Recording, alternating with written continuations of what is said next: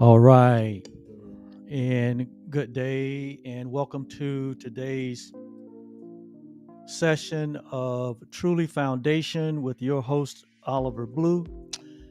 And I am delighted to be able to be present with you in this moment of history. And it's been a long minute since I've been on my platform here, but this is Truly Foundation, which is a nonprofit um, organization that was founded by myself and my wife, Yolanda. And we created this foundation for the sole purpose of helping others, helping humanity. When we say others, we're not specific, but we're inclusive. We're here on behalf of all humanity. We have put specialness to the side. We have put our niche to the side, and we are fully committed and dedicated to the inclusion of all humanity, the inclusion of the human family. So here at Truly Foundation, there are no exclusivities, there's no specialties, but we're here for all, one and for all, because from our experience and from our perspective, there is but one family, there is but one creation, and that creation is perfect, and that creation has its existence, it has its essence in love. So we are only here for love. Or said another way, we're only here for God, or we're only here for the one self that we all share. We call it humanity. In some religious community, they call it the family of God, or they call it the kingdom of God, or they call it the body of Christ, or they call it the universal family. Well, here it does not matter. We're not into labels, we're not into names. We're only into the truth. And we're only into the truth that is true always. We use the premise that if something is true, or if something is real, then it is unalterable, meaning that it cannot be changed. It has no beginning and it has no end. It always has been and it always will be. And this is what we use at the basis of what we call truth or reality. And so here we're on this platform again, Truly Foundation, for the sole purpose of helping all humanity to discover real freedom. And it is our experience that freedom can only be discovered in the truth, can only be experienced in that which is real, that which is true, that which is eternal, that which is timeless, and that which is formless, even though we find ourselves in time and space. But this is not the totality of life. In fact, it is only an experience of life on a particular realm, which is very temporary. You notice that our lives and the lifespan of humanity is very temporary in bodily form. So, though we are here in bodily form, and though our experience in bodily form has been temporary, we're coming to you from a perspective of that which is permanent, that which is complete and whole, that which is eternal. And so We are here to help humanity to discover real freedom. And that real freedom that we're here to help all humanity to experience is that freedom from a sense of separation. Freedom from a sense of separation. If you've been in your bodily experience for any time, I'm sure you've already experienced through your conditioning, through your experience, you've already experienced having this sense, this inner sense of being separate, this inner sense of being individualized, as being this separate self, separate from all other selves and separate from all other things. With that concept, with that perception, comes this feeling or this state of mind of being having this sense of separation. And the way we know that is at work is that we have these sensations we call fear. We have these sensations that we call anxiety. We have these sensations that we name sometimes doubt or unbelief. Or we have this feeling of being vulnerable. Okay, when we have this feeling of being vulnerable, and what does it mean to feel vulnerable is to feel as though at any moment something could happen to us on the physical level to totally change our outer conditions, or even to bring to an end our physical existence. That's what it means to feel a sense of vulnerability. Because we live in this world, we live in this environment where there appears to be opposition to life. There should seem to be opposition to the promotion of life, even among ourselves, as we note that each and every day we know that people exit this planet on a physical level. We also know that the exiting of people on this planet sometime has its cause in humanity abusing one another. Humanity getting involved at the level of taking one's life for one reason or another. And so that will give you a sense of feeling invulnerable, or feeling separate, or feeling afraid, or having anxiety about the next moment or the next day, or having anxiety about your future. So these are all natural occurrences that the human experience is all about, right? So we here at Truly Foundation have discovered that this sense of separation is at the root of all of our discomfort. It's at the root of all humanity's discomfort.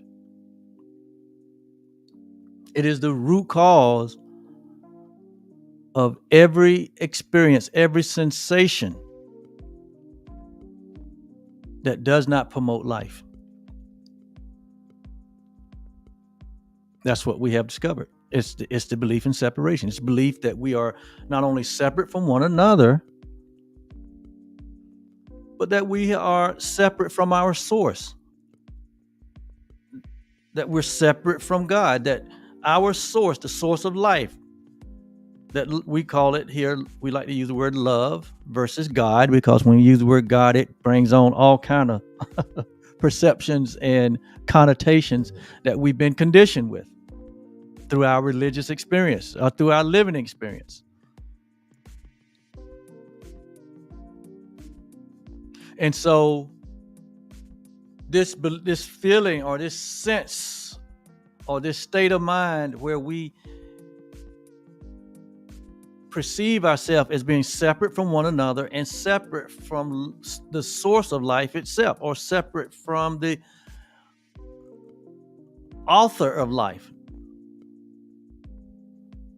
creates in us all kinds of energies or emotions, which is no more than energy and motion, creates all kinds of feelings and thoughts and ideas that robs us from being at peace.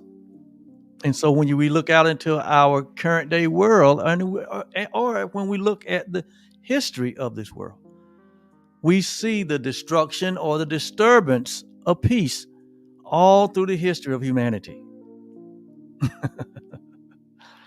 And so here we are in 2024 on our journey of discovery, in our human experience, seeking to find the freedom that we know that exists. And so what we have discovered here at Truly Foundation is that freedom does not come from without, but freedom comes from within. It comes from within our essence. It comes from within our consciousness. It comes from within our nature. In fact, freedom is a part of who we are in reality. That is changeless, that is unalterable, that is timeless, and that is formless. It's unseen to the natural eye. And so we know that it is a part. We have this, even as we have this sense of separation, we also have this sense of oneness. We have this sense of that there is this unifying reality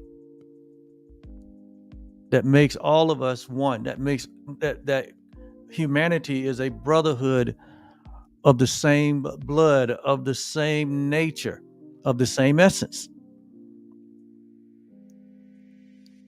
There's a mark upon all of us, as a divine mark that we all recognize, but we may ignore it, but we all recognize that there is a divine essence to all of us. And in reality, all of us have our creation from this one source, from this one being, and that in essence, we're one. But some way, somehow, we have distorted that reality and have lived out an unreality that has produced all of the negativity that we've seen in history, all of the discomfort that is even consuming our present day. So this discovery of this freedom is a discovery of oneself. This discovery of freedom is a discovery of one's God, or is a discovery of love. Because what we'll find is that in reality, there is but one. And that we are all a part of that one.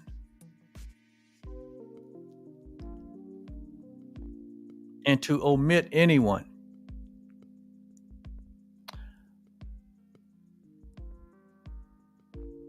is to distort the reality of our oneness,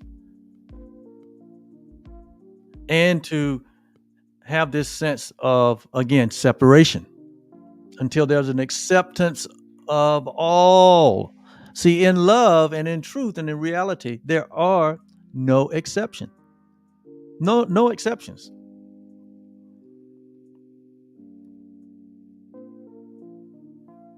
Love must be total. True love must be total. True reality, it must be total. It must be complete.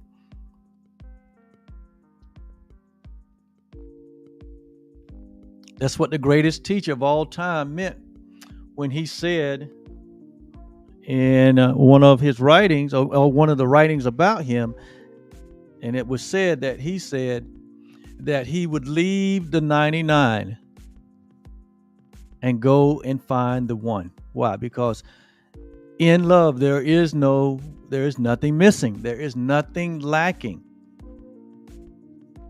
So love is not complete until it is completely all that there is, without any opposites, without anything missing, without anything broken, without anything separate. So this idea that we have endorsed about ourselves, this image of ourselves as being something that is separate from others and separate from our source, is a distorted perception of ourselves. And we're here to help remove the blocks, to remove the distortions that has been handed down, that has been amplified in all of human history, that has kept humanity from peace, that has kept humanity from oneness, that has kept humanity from experiencing his true self or her true self. We are here to help remove those blocks to the awareness that love is the only thing that is present, is the only thing that is real, is the only thing that is true. And that love must be total. And that until there is a complete acceptance of that reality, we continue to grope in the darkness. We continue to have experiences where there is a lack of love. So where there's a lack of love, there's a lack of unity, there's a lack of oneness, there's a lack of peace, there's a lack of joy, there's a lack of creativity, there's a lack of authentic expression of who we are. There's a misrepresentation. And so where there's a misrepresentation, there's a miscreation. So the majority of human history is just a display of miscreation on our part because of the sense of separation that began way back then, right? You know, we got the creation story that shows where the first two humans were, so as the stories say, it was the first two. But I think it's metaphoric to teach us truth, to bring light and illumination and understanding so that we, as a complete extension of love itself, can return to our true nature of love, of oneness, of peace, of joy. But as that story, creation story goes, you know, humanity was placed in this perfection. They were created in perfection and was placed in this space of perfection. That's what the Garden of Eden was symbolic of. Not only a place of perfection, but all the content in the garden was of perfection, even humanity. And some way, some unexplained way, or some unknown way, somehow, humanity made a decision to abandon the truth that is true always. And so when the author of it all showed up and said, Adam, where are you? Which it said that the author of all life and the creator of humanity showed up every day and he communed with his creation. Right? There was no separation. There was no sense of separation. There was no sense of lack or scarcity. There was no such thing as fear. There was no such thing as an opposite, but all was in harmony. All was in oneness. There was perfect peace. But in this particular moment, when the author showed up and said, Adam, where are you?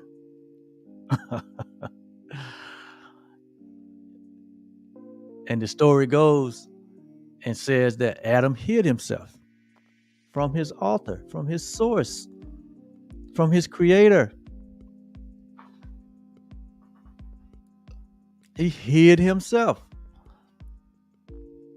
And then it went on to say that Adam said, I was afraid and I hid myself. So where did the fear come from? Where did this change of perception come from? Where does this newfound identity come from? Well, it came from, the Course in Miracles said it came from a tiny mad idea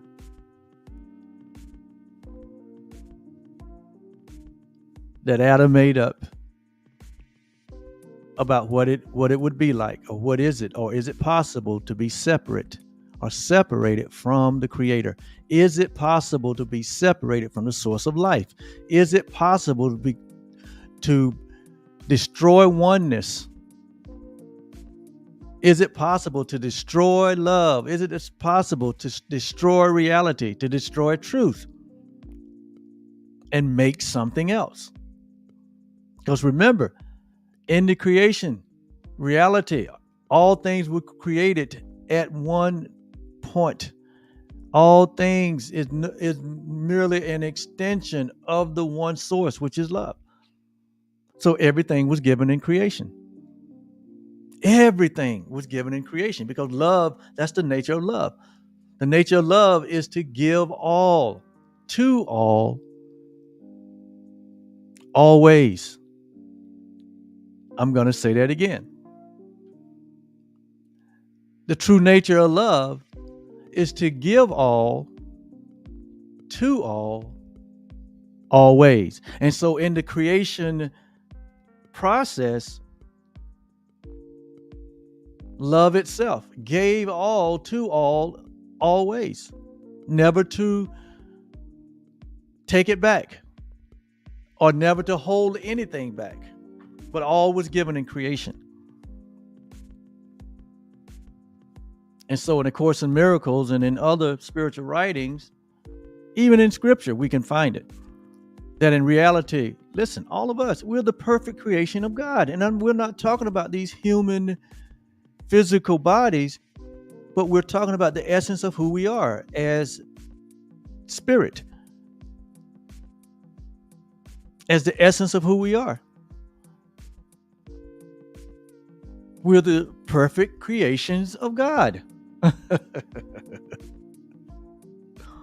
If we're going to get to real freedom from the sense of separation, we're going to have to examine these realities, these truths that we have somehow forgotten or somehow been reprogrammed, right, to think otherwise. So that in that reprogramming, we have this perception of ourselves, or we have this image of ourselves that is so distorted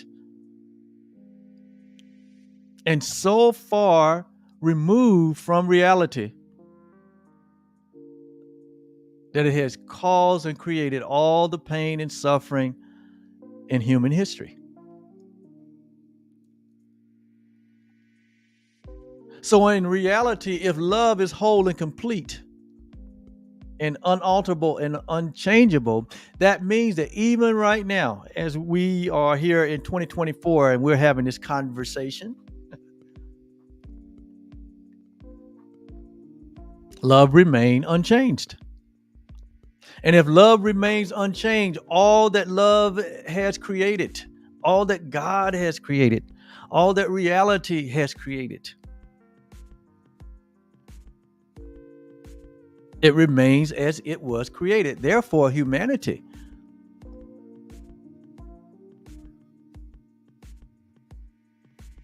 I'm talking to all of humanity today, all of the human race, all of my brothers and sisters. You remain as you were created, as the perfect creation of God. That is the truth. That is true always. May not be our conditioning, may not be your conditioning, may not be your religion, may not be your belief system. It may not be anything that you've ever heard before. But in its truest sense, you are the perfect creation of God. You're the perfect creation of love. You are, as scripture says, created in the image and in the imagination of the Creator. Somehow, again, that idea got distorted along the way. And we're not here to explain how it got distorted, or even if anything ever happened. Because in reality, if it's impossible for love to be destroyed, if it's impossible for God to be destroyed, or the Creator to be destroyed, or whatever you acknowledge as that supreme, if it's impossible for it to be destroyed or altered or changed, right? Then that means it remains. And without that assurance, all of us would end up in oblivion. But because love is the true foundation, because love is the reality, because God is, and there is nothing else. Because there is but the one reality. And that is the foundation of life. And that is our assurance. That is our salvation. That is our reality. That is our healing. That is our freedom from the distortion and the illusion, right? And the trickery that has plagued humanity like a plague, like a virus.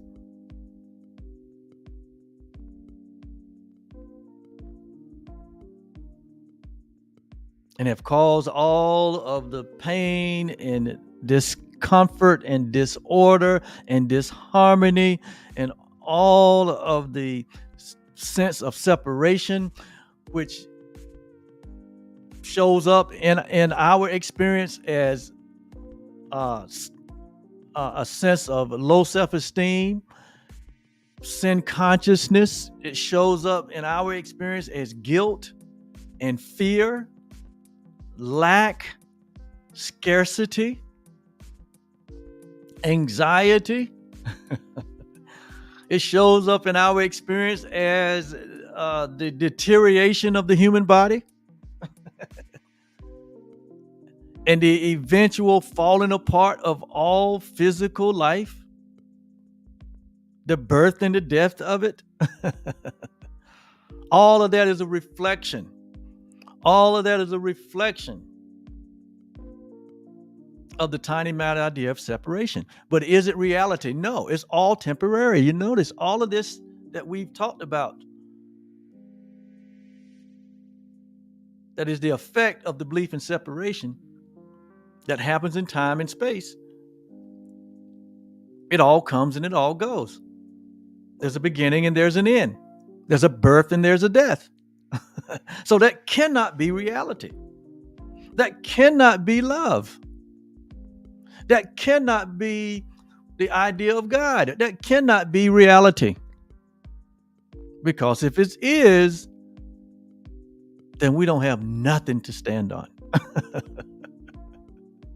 And because the majority of humanity don't have and embrace and have accepted that reality that they are the perfect creation of God, and that love is eternal and everlasting, and that it is unchangeable and unalterable, and that we are God's perfect creation, and that we remain as God created us. When one does not hold this as the foundation of their essence, then it's like being in a bad dream. It's like being in a nightmare. It's like living in a world where everything is breaking down and breaking apart. And we all know what that looks like, feels like.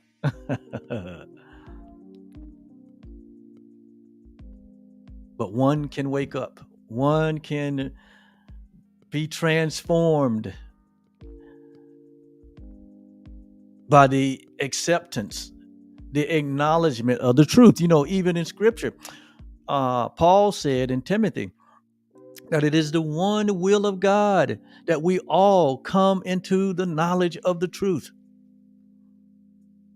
And then he went on to say that it is the knowledge of the truth that will set you free. It's the knowledge, it's the knowing of this truth that sets one free. It's the knowing of this reality of your perfect creation, that you're not this body, you're not just this bodily self, but at the core of your reality, there is a consciousness, there is an awareness, there's a reality that we're not separate beings, but we share this one beingness with love. We share it with God. We share it with reality and with truth. And that is who and what we are at our essence. That is our natural state of being. That is where we are most expressive of who we are. That is the light that lighteth up the world. And we are all a part of that in reality. You and all humanity.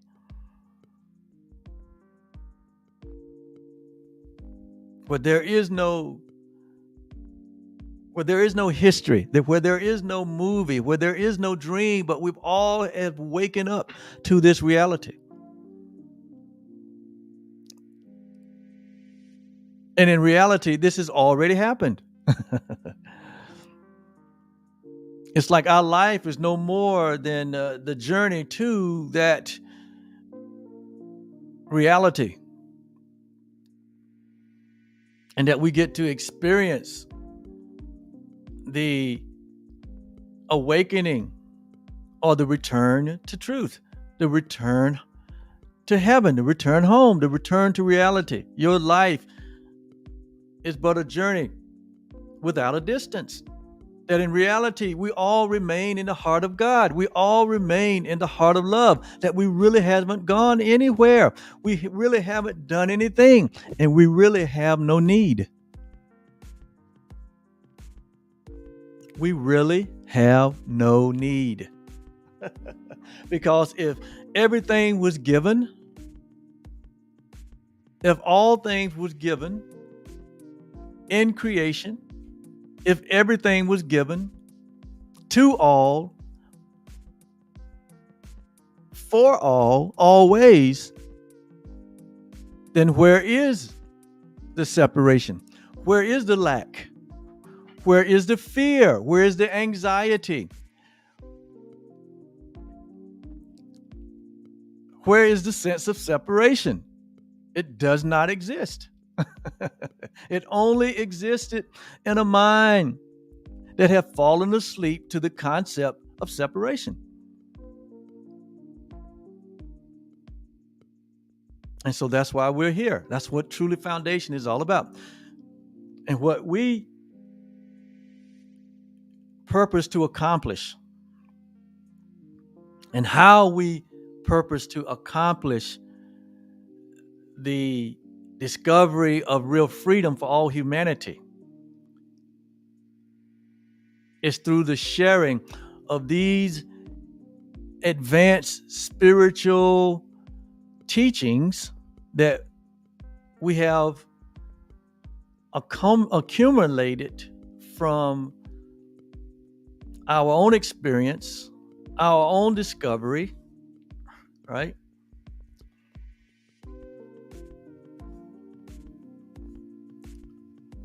But we do use biblical resource.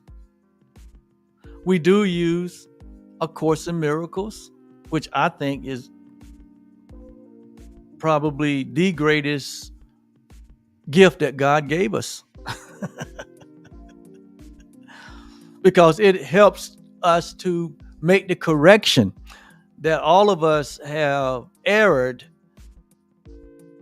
not on by our own intention, but how the biblical history has been used to mislead and misalign humanity. I think the Course in Miracles comes as a correction to all of that. And if you've never had any exposure to that spiritual gift, that spiritual document, I invite you to investigate it. I investigated it back in 2005, and my life totally changed.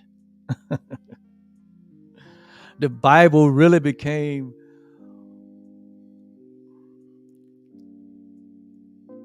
alive and a usable resource for me after having my initiation into A Course in Miracles, because it was like the course corrected.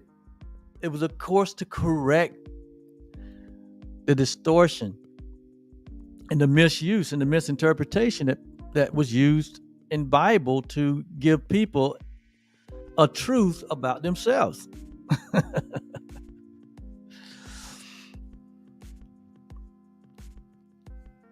And so, yes, we're going to accomplish this. If it's just for you, if it's just for you who's been struggling with self-identity, who's been struggling with life itself and what it's about and what is the meaning of life and what my purpose for being here. And I really don't understand all of the silliness, all of the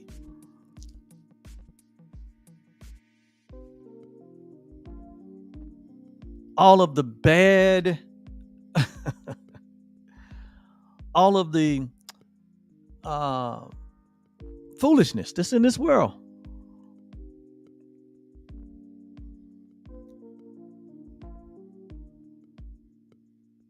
Why man is so divided against one another? Why is humanity so divided? Why does there seem to be like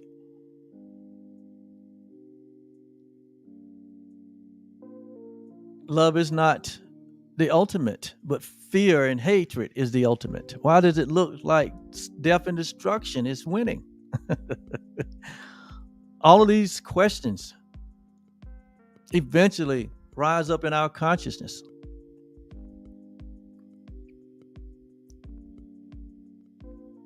So that's why we're here. That's why Truly Foundation is here. Because we know here from our own experience, from our own discoveries, that the real you, that reality, that's what we're talking about, that love, the real you loves you. Because the real you is love. The real you is the perfect creation of God. The real you is God. And even our Bible refers to that in this mystical way. When Jesus himself said, "Have you not heard that you are God's? Have you not heard that you were made in the image and likeness of God? Have you not heard that everyone that is born of love is born of God? And everyone that is born of God is born of love." Have you not heard that the greatest of these is love? It's not faith, it's not hope, it's not belief, but the greatest is love. Why? Because it is the ultimate. Everything comes out of love, or everything comes out of God. The whole concept here is that everything comes out of the one source. We all came from the one source. We all are an extension of this one source. And it's perfect, and it is complete, and it is whole. And it is you. This is our true identity. This is your true identity. And until we come from this place of truth, from this place of reality, from this place of love, our thinking will be distorted. Our creations will be miscreations. The systems that we build, the relationships that we have, all that we do will come from a place of separation or come from a place of fear, which ultimately produces all of the chaos in the world. So the source of the chaos is not the chaos, right? You can't fix the chaos. But what has to happen is we have to go back to the beginning where the error was made, when we first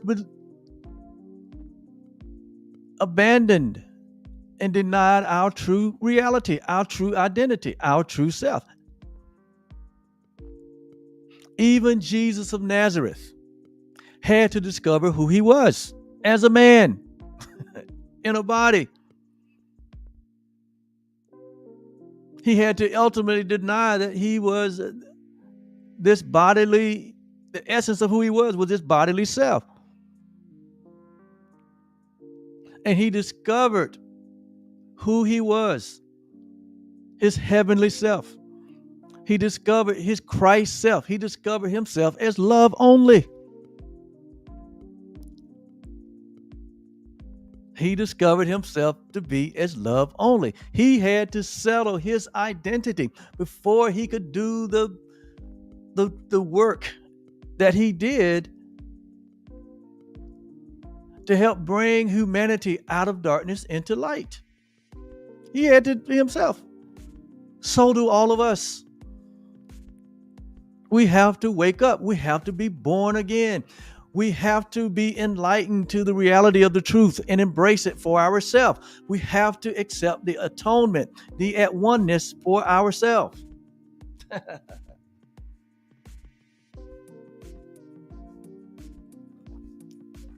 Let me settle down because I'm getting beside myself.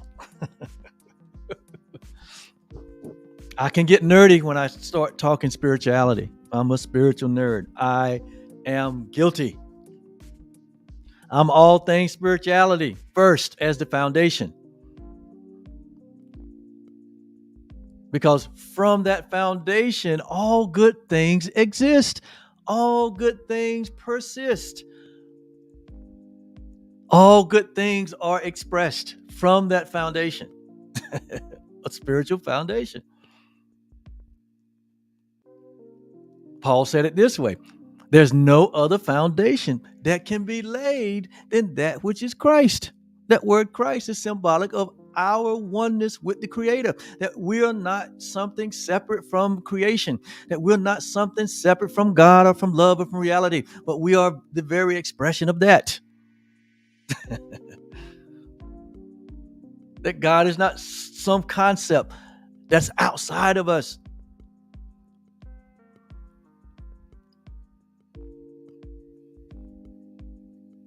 Which most of us hold. That God is something and somewhere outside of us. That love is something and somewhere outside of us. That is elusive. That we're not worthy of. That we cannot measure up to. This is the conditioning that humanity has embraced and have built on and have passed down from generation to generation. So all of our ancestors that have gone before us, and all of their misbelief, and all of their distorted beliefs, and all of their poor self-image of themselves, and all of their idea that God is something outside of themselves. It's been passed down through every generation. So if you find yourself here in 2024, and you are because you're listening to me, you don't just have to remove the blocks that you place yourself or this generation has placed upon you, but you got to remove the blocks from all the previous generations. And it sounds like a big to do or a big accomplishment, but it's not. It is very simple. Accept the reality of who you are. Accept the reality of your perfect creation. Accept the reality that you are holy and that you are sinless and that you are without blame. As Paul said in Ephesians 1, that it was established that we would be holy and without blame before all creation in love. So where is the guilt? Where is the fear? Where is the anxiety? Where is the death? Where is the birth? Where is the lack? Where is the scarcity? Where is the vulnerability? That we're not vulnerable, but in reality, we are invulnerable. In fact, we are impregnable.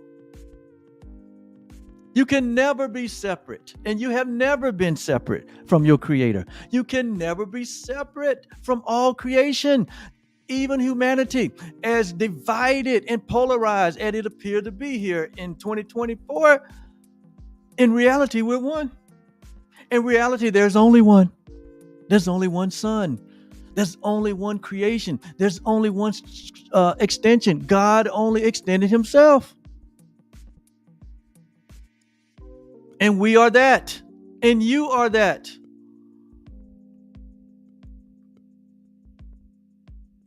I know when I get to talking like this, I challenge people's reality. I challenge people's theology. I challenge their religion. And I want to. That's what Jesus did when He was here in His 32 years, when He discovered His true self. And He began to talk in such a way that humanity, who was still asleep, who was still in darkness, who was still afraid, who was still walking in Adam's, I was afraid and I hid myself. He woke up. And when He said things like, the scriptures is fulfilled in this moment, I am the fulfillment of it. When He said things like, I and my Father are one. When He said things like, when you've seen me, you've seen the Father. He was talking from the truth. He was talking from reality. He was talking from love. He was talking from God. And we was afraid. Humanity in that day was afraid of that truth. And they sought to put that truth out of commission.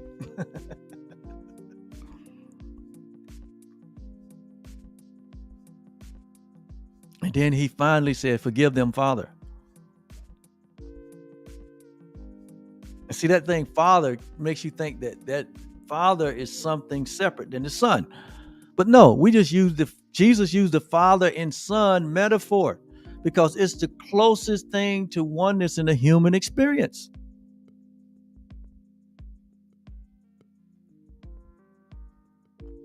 But we still get the idea of being separate. The Father is something separate from the Son, but in reality, they're not. We understood father-son relationship, so Jesus used it as a parable. He used it as a metaphor to get us to understand the love of God, the oneness of God, and the oneness that we share. It's all symbolic. Everything in this world is symbolic. Every book, every word, every physical thing is just a symbol. It is not the real thing. We are twice removed from the truth. The truth is, it's a knowing. It's not something you can hold or feel, but it's a knowing. Reality is a knowing. When you know, you don't need a belief. You don't need faith when you know something. So when Jesus knew who He was, He began to talk from the Father's heart.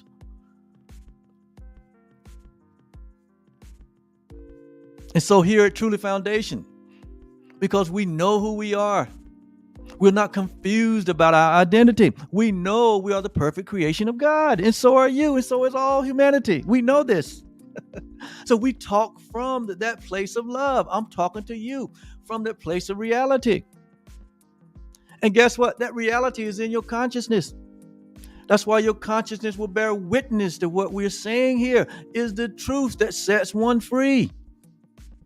But we have to be willing to lay down the illusion or the distortion of the misidea of the misidentity of who we are. We have to be willing to be transformed by the renewing of our minds. I'm not going to get excited. I'm going to stay calm. Because many of you who have listened to me in the past, you know, I get excited when I get to talking from this place, the only place that there is. But if we're going to have peace, it can only be found as we completely forgive the falsity that we have been indoctrinated with. And if we're going to find and experience the peace of God that passes all understanding, we will have to be willing to let go of all of the falsehood, all of the unreality, all of the fear-based theology, all the images that we have about ourselves and we have about our Creator that is not based on truth, that is not based on love, that is not based on oneness. We have to be willing to let it go. It must be complete forgiveness. Jesus said, no man can serve two masters. We're going to either love one or hate the other. But there's only one master. There's only one God. There's only one reality. There's only one love. There's only one us. And we are that. We are that with no exclusions. So these concepts we're holding about race and sex and religion and politics and sports and entertainment and business and in the arts and in every walk of life where we have divided and subdivided and divided again from this idea of separation, we have to be willing to let it go if we're going to experience the peace of God and see all things as one thing. To see your brother as yourself. To love your brother as yourself. Why? Because your brother is yourself. Your brother is yourself. And all of us have been given a classroom. Your classroom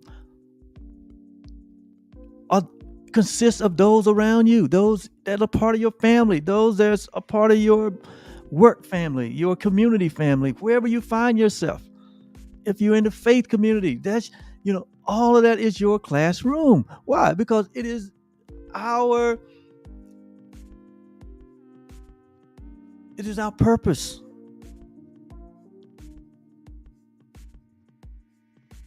to relearn reality, to relearn our identity,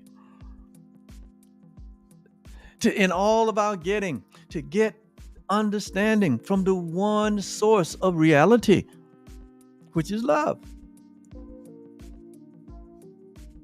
This is the only solution to the chaos you see in the world. It's the only solution to the chaos in your own life. It's the only solution to the confusion in your own mind. It's the embracing of the truth. But in order to grab hold of one thing, you have to let go of another. There has to be a release. There has to be a forgiveness. That's what forgiveness is. It's forgiving one perception, one idea, one reality for another. That's true forgiveness. It has nothing to do with, someone mistreating you or where you feel unfairly treated or, It has nothing to do with the behavioral level. You'll never fix it on the behavioral level. But when the error of separation is corrected on the level in which the error occurred, when we have the experience, the universal experience of waking up and embracing the truth that is true always, that we are the perfect creation of God, and all things that were given to us that pertain to life and godliness and peace in creation, that all things were given to us. Nothing has been held back. That we are life itself, that we are source itself, that we're not an effect, but we are a cause. We're one with the cause. We're one with the source. We're one with the reality. That we're perfect and complete and whole and holy, and we're blameless. We're innocent, like a newborn. Innocent. They have no idea about the trauma and drama in the world when they were first born. They have to be taught that. You ever been around a brand newborn baby, like the first month, where all they're doing is eating and sleeping? Why are they just sleeping all day? They're still more in touch with the reality of their one self than they are with this divided world. They have more sense towards their oneness, their love, their reality. They have not been reprogrammed. They have not been conditioned yet.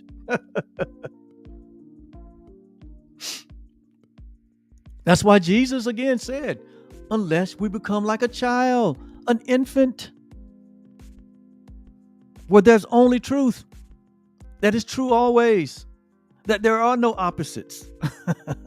There is no separation, that there is no guilt, there is no judgment, there is no fear, there is no anxiety, there is no lack, there is no scarcity, there is no light, there is no birth, there is no death, but there's only reality, there's only the heavenly, there's only Eden. Until we become as a little child, he said we won't experience the kingdom. We won't experience the reality. We won't even experience our true nature, our true self.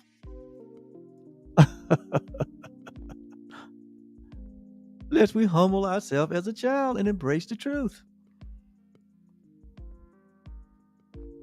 That's why Truly Foundation is here. That's why I'm here. And that's why you're here. That's why all humanity is here. That's the will of God, that we what? And he says it here in 2 Timothy, 1 Timothy.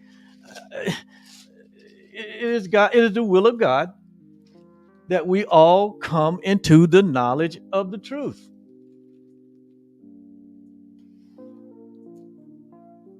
I like to read this for the Bible scholars.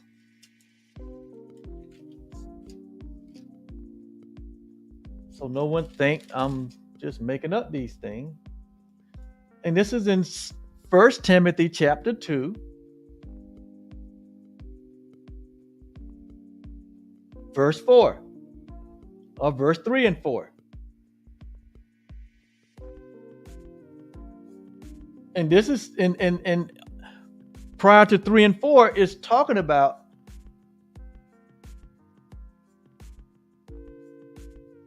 us having the right frame of mind,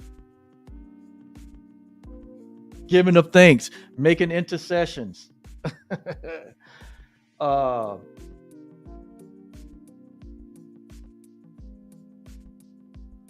supplications for all humanity, for kings, and for everybody in authority. Everyone needs this frame of mind. Everyone needs to have this awakening to what is true. And so then he goes on in verse 3. He said that we may lead quiet and peaceable lives in all godliness. That is the goal. That's what we all desire. The goal is peace. The goal is godliness. The goal is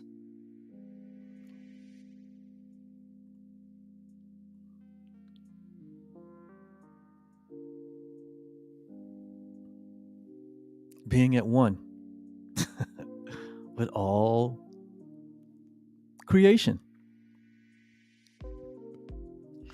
And so in verse 3, he says, "For this is good. This is acceptable in the sight of God," or in the sight of love, in the sight of reality. This is the good that comes out of reality, that we live quiet and peaceable lives in all godliness and honesty. That's the goal. That's what we want our human experience to be. That's what you want for your family. That's what you want. First of all, that's what you want for yourself. That's what you want for your family. That's what you want in all your relationships. That's what you want for your neighbor. That's what you want in your workplace. That's what you want in your community. That's what you want in your politics. That's what you want in your sports and in your arts and in every area of life. That's what we all want. That's what we all desire. We all desire the same thing. And he said, and that same thing is quiet and peaceable life in all godliness and honesty. Can you imagine a world like that? Quiet, peaceable, godliness, meaning goodliness, meaning there is no lack, there is no scarcity, there is no fighting, there is no war, there is no destruction. Nature is calm and not, having all these destructive forces, storms and earthquakes and volcanoes, all the destructive things that happen in the world, the wars and the fighting, everything that is contrary to love and godliness. Can you imagine an experience without any of those things? Here it says, "For this is good and acceptable in the sight of love, in the sight of God." And it would be acceptable in your sight. But there first must be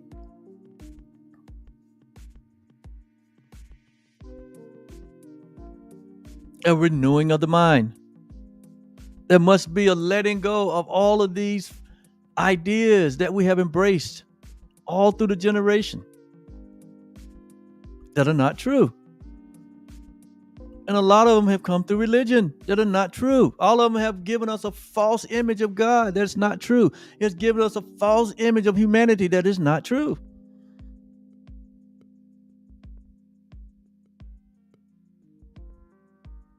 And so, verse 4, he says, "Who will have all men?" This, all right, love. So the subject here is love. It's acceptable to love. It's acceptable to God. It's acceptable to our Savior. Who will have all men, all humanity, is what he's talking about. All humanity. No exception. See, love must be total. There cannot be an exception in love. You cannot hold one grievance against another. You cannot see another any different than you see yourself. In fact, you don't see another any different than you see yourself. So where there is a grievance towards another race or another gender or another idea that doesn't align with yours, where there is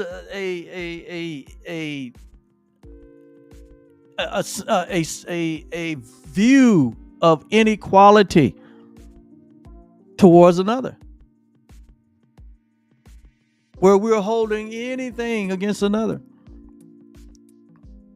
that's the way we see ourselves. You know how they say it takes one to know one. It takes one to know one. So the work has to take place on the discovery of ourselves and not the projection of our own fears, our own anxieties on others, our own sense of separation and limitation on others, our own prejudices on others.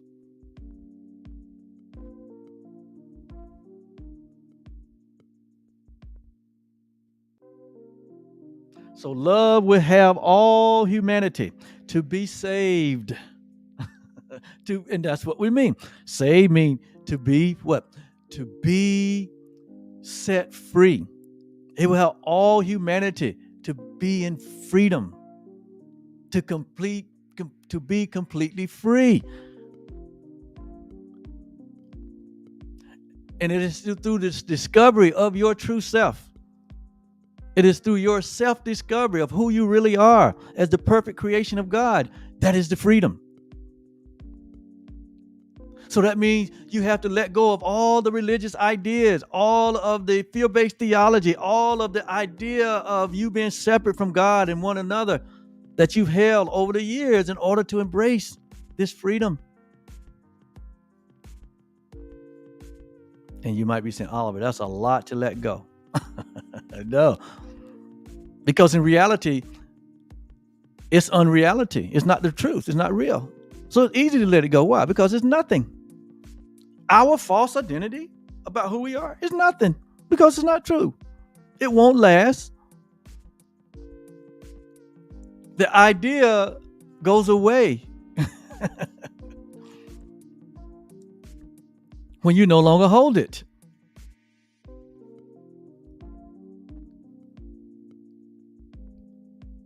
And so, who will have all humanity to be saved?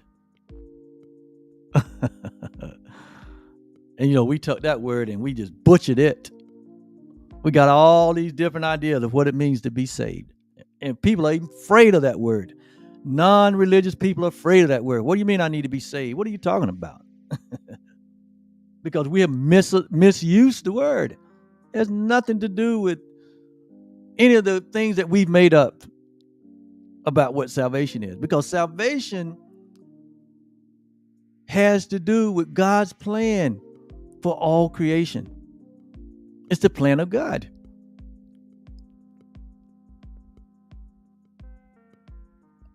And God made salvation so simple that all you have to do is let go of everything else. That's what forgiveness is about, to let it go. To let go of the falsity, to let go of the falsehood, to let go of all of the distorted mistruths that we have embraced as our own, that they're only engendered more fear, more anxiety, more lack, more hatred, more vitriol, more division. Anything that divides.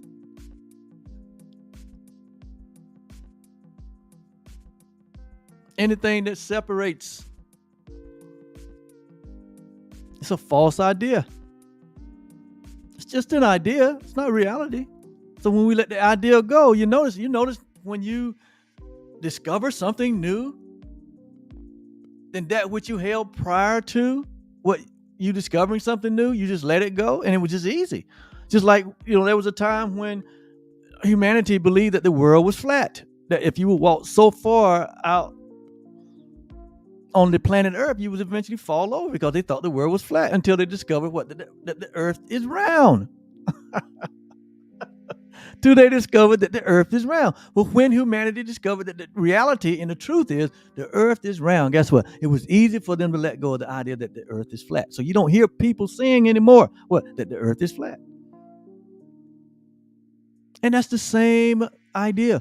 When you discover who you are, the perfect creation of God, when you discover that there is no separation, when you discover that what God is and who God is and what love is and who love is and what reality is and who reality is, that you are that, then you can let go of the idea of being separate from creation, being separate from the Creator, but that you're actually one with.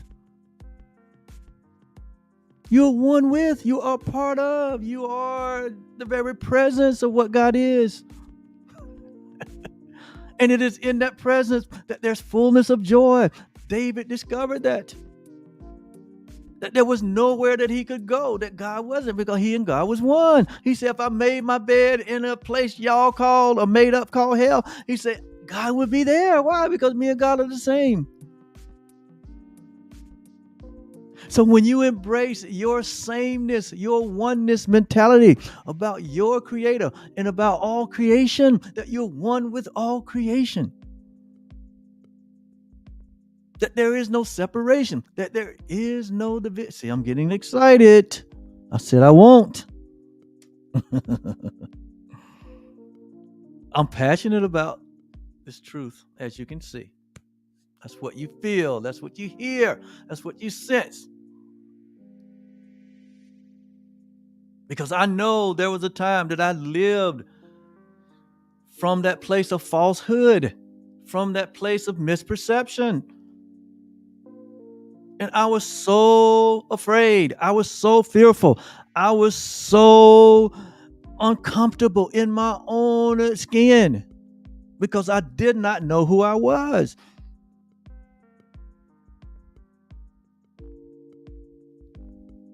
And I would dare say more than 2%, maybe 1% of all humanity, of the 8 billion plus people on this planet right now, really accept and embrace the reality of who they are.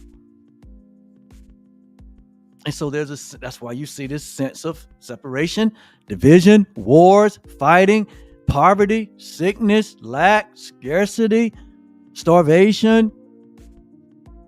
The earth seemed to be in an uproar.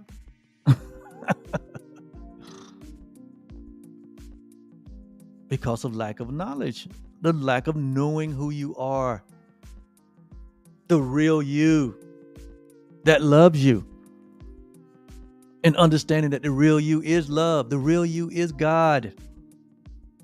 The real you is the perfect creation, not in form, but in reality. That you are just expressing this love through your bodily expression. This temporary body becomes a source of expression, the love that you are, the love that we share.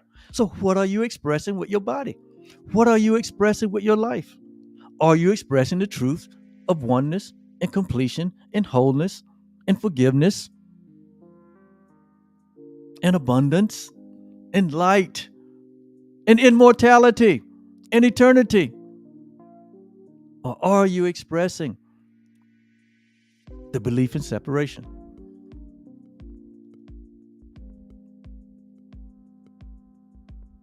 And so here, it's right here in 2nd chapter of 1 Timothy. God, who will have all humanity to be saved and to come into the knowledge of the truth. So salvation and coming into the knowledge of the truth is two different things.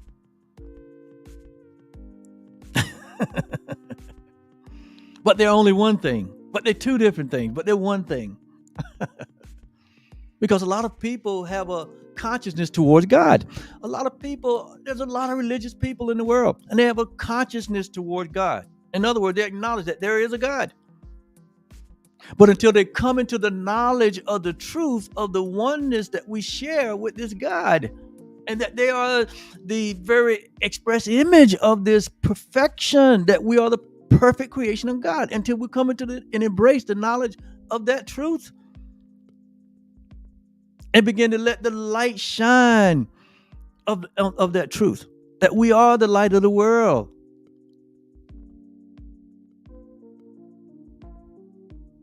Then there's no freedom.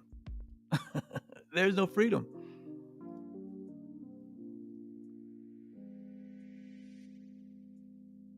Who will have all humanity to be saved and come into the knowledge of the truth. Come into the knowing of yourself. You're not a body. You're not a male nor female. You're not born. You won't die. You're not a temporary existence. You're not a sinner. In reality, you're not an American, right? Or, you're not an African. You're not a European. All these labels that we have. You're not a Democrat. You're not a Republican. That's not who you are. That's the choices that you made to have experience. That's not who you are. And we get caught up in those characters and we forget who we are. But who you are, it's what God is. Who you are is the perfect creation of love. And then in the verse 5, it says, for there is one. See, here it is. It's in your Bible. But there's only one.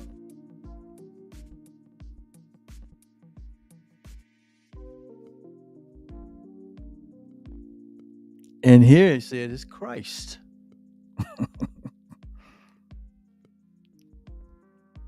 But then we get taught in religions, it's talking about Jesus Christ in one man's life. No. He was just the example. He was just demonstrating for us what it looks like, what real freedom looks like. That he had overcome the world, and so have we. Now it's your turn. Now it's my turn. Jesus is no more greater than you are. He is no more of a creation of God than you are. That's why he said over in Ephesians, he let this mind be in you that was also in me, who being in the form of God thought it not robbery to have equality with God. Jesus didn't think he was taking anything away from God, saying he had equality with God. So you and I need to get to the point that we understand that we're not taking anything away from love or from God or from reality by saying that we have equality with it, because that is the truth. That you are the Christ. You are the one. You are a part of that oneness. Yes, you are.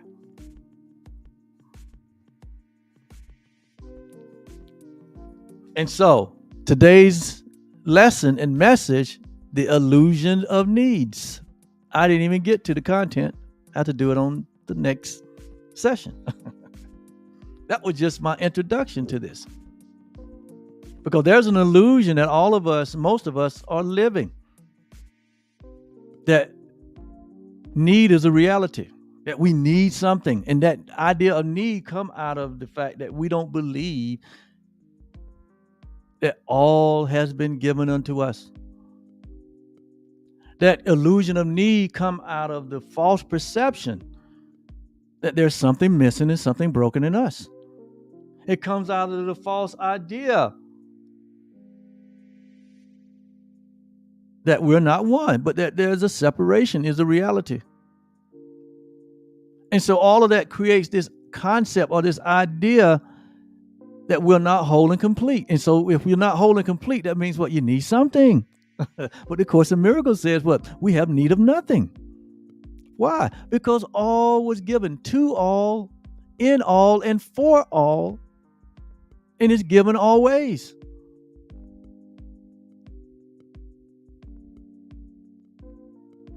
And it's because we realize that everything is in consciousness.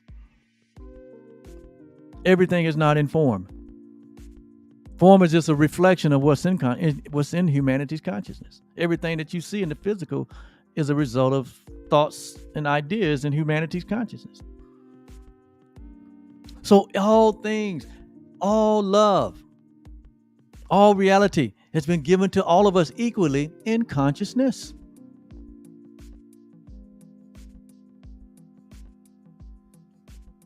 So need, this idea of need, which Adam and Eve did not have prior to them entertaining the tiny mad idea. See, with the tiny mad idea of separation come this thing of need, separation, need, lack, vulnerability. Remember, he said, I clothed myself, I hid myself, fear. All of this came out of a thought. And so the thought is what needs to be healed. That's why the Course says the only thing that needs healing is our belief in separation. We need to abandon belief and embrace knowing. Belief is a man idea. It's not a God idea. God don't believe anything. God knows everything. Love doesn't believe anything. It knows. But we live in a world of belief. And the reason we live in a world of belief is that we believe in what we make. We believe in the things that we've made, even though they're miscreations. They're not the truth, but we believe in them. That's why an individual can believe in something that nobody else believes in because he made it. That's the nature of God. That's the nature of love. But it's distorted. That's why God, listen, that's why God had, and that's why love has so much confidence in us. That all of us shall eventually wake up. Because in creation,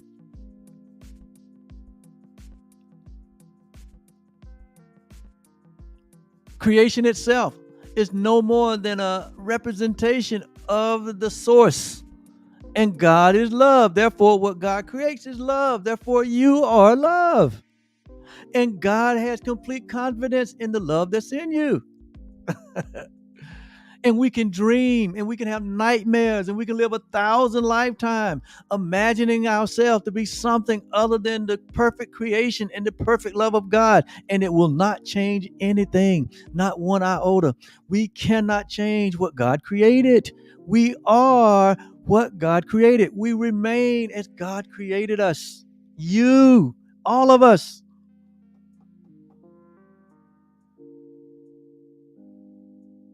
But when we deprive ourselves of this truth, when we bury the truth, out come the concept of need. Oh, I need this. Oh, I need that. Oh, I gotta need this. I need that. All of that is the effect of the belief and idea. And you can never heal the effect. You'll never heal the need. You notice that when you get something you think you need, and what? There's something else you need, and then there's something else. And so it goes on and on and on. That is an ego idea that is never ending until one let go of the idea and embrace the reality of their wholeness, their completeness, their oneness, their absolute innocence. You are absolutely innocent. I don't care what the experience has been. And not only you, but all humanity.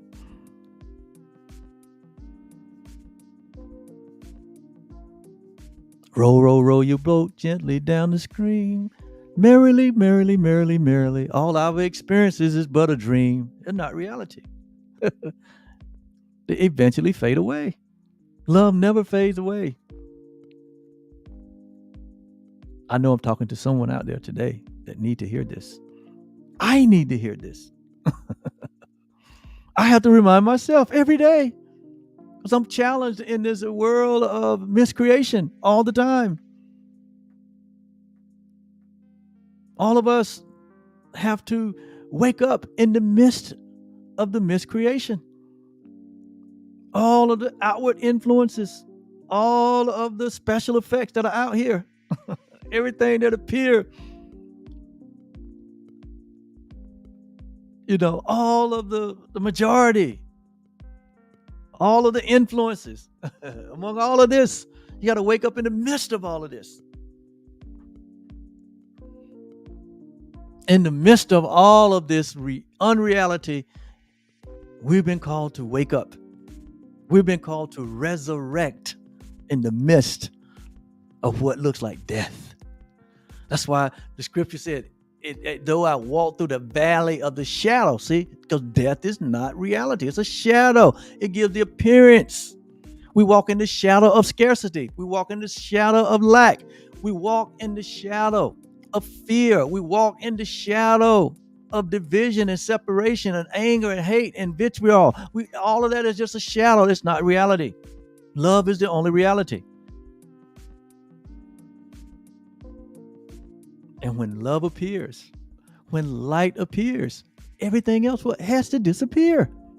When you wake up to your true self, your false self will disappear. You'll still have your body because you'll need it to stay here, right? To be the light of the world. But you realize that you're not a body, but that you're the perfect creation of God. You are loveliness. You are everything godly. You are eternal. You have no beginning. You have no end. All things are yours. You have equality with all living things, even with God. That's the awakening. I'm going to stick a pin in it right there because I think I've said enough for a lifetime. All right. Well, we'll be back with another session of Truly Foundation. And in our next session, we will get into the illusion of needs. Right? We're going to renew our mind. We're going to stop thinking upside down. We're going to think right side up to where we understand that there's no worry man's because we have it all. Because it was given to all. Always. And until then,